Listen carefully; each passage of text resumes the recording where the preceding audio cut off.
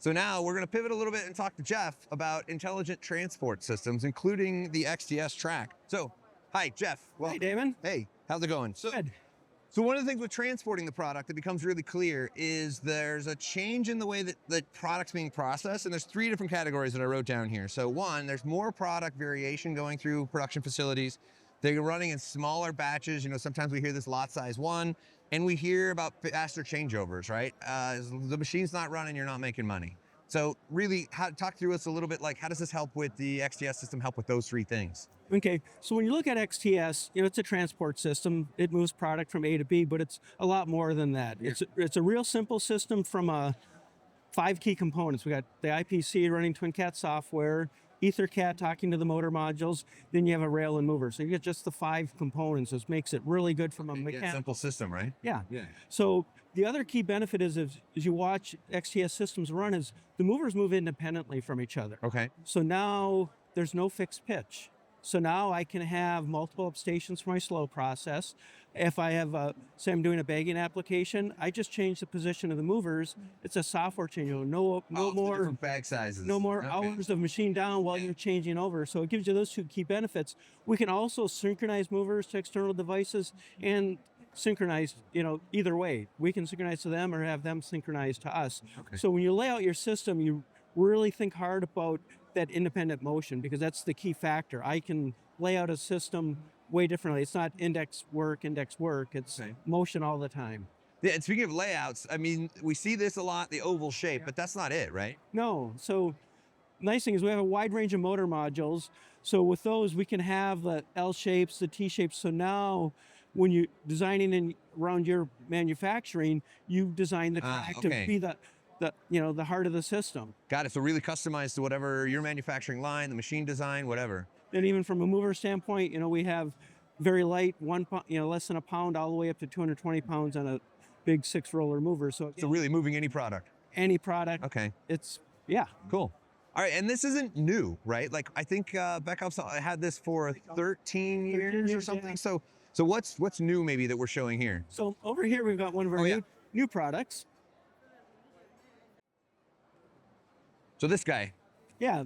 So XTS NCT. So NCT stands for No Cable Technology. Okay. So when you look at it here, we have our traditional motor modules, but the ones with the red stripe now, we're actually picking up wireless power and data to the mover. So we're getting up to 35 watts continuous power, 75 watts peak.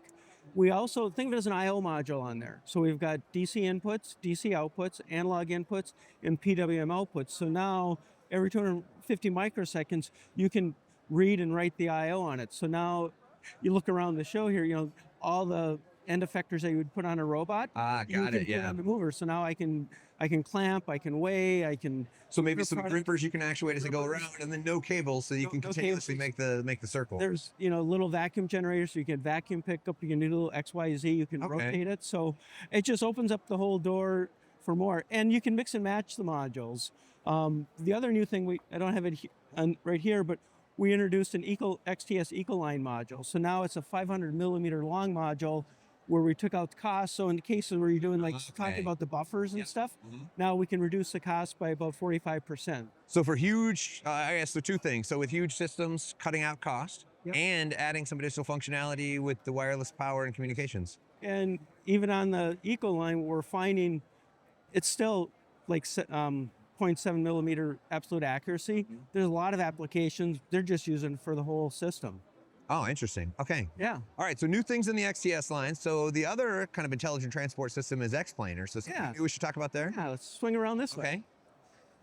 Aha. Here we have a little XPlaner system. Floating tiles. So what's new here? So when we first released XPlaner, our tiles, we had a tile 240 millimeters square, and that was really optimized for 2-way traffic with our small mover. And what we found is this middle-sized mover was the one that was used more.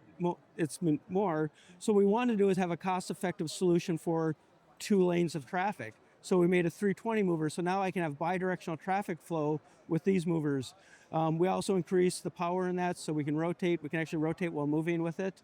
So again, just expanding out because, with both XTS and XPlaner, the electronics are in the motor modules and the tiles. So what we're trying to do is make it, you can make it as cost effective as you want for it. Awesome. Okay, so products that have been out in the market with lots of applications, and we're continuing to innovate on all of them. Yes. Okay, perfect. Even on here, we released a new user interface, so you can actually just scan in the hardware, and without writing any code, you can have movers flying and actually create your little test sequence for proof of concept testing. Very cool. All right, always new things in mechatronics. Always moving. All right, thanks, Jeff. Yep, Appreciate thank you. it.